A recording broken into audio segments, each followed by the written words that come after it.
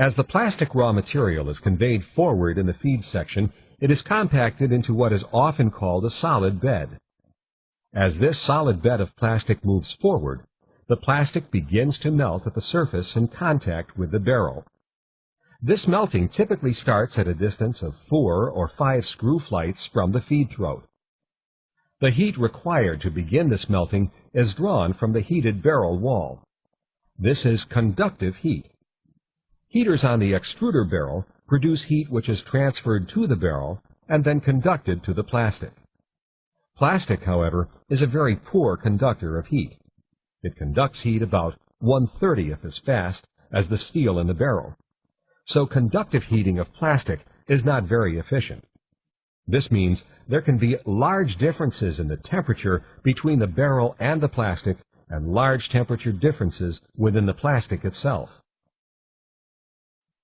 When the plastic raw material begins to melt, its flow changes from plug flow to a type of flow called drag flow.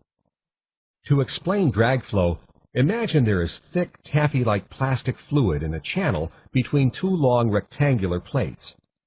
If the top plate is moved, it drags a layer of plastic with it.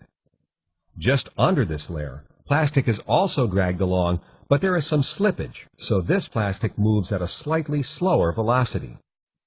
Lower down, the plastic moves at an even slower velocity, and so on, until at the stationary plate, the plastic does not flow at all. So the velocity profile looks like this. And since the plastic is being dragged by one plate past another, it is called drag flow. From the compression zone, the plastic goes to the metering zone. In the metering zone, the plastic melt moves in a spiraling motion down the channel. The plastic near the surface of the barrel is turned downward by the pushing edge of the screw flight. The plastic then crosses the screw channel, where the trailing edge of the flight pushes the plastic back up to the barrel surface.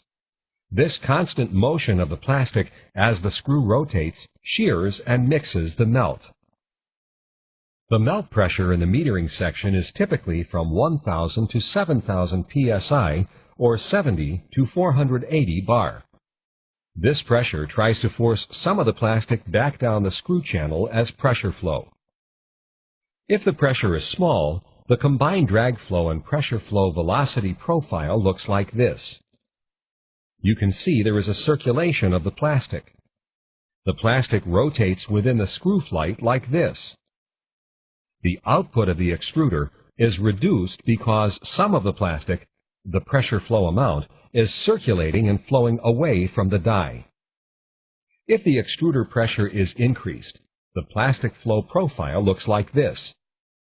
The output is being reduced.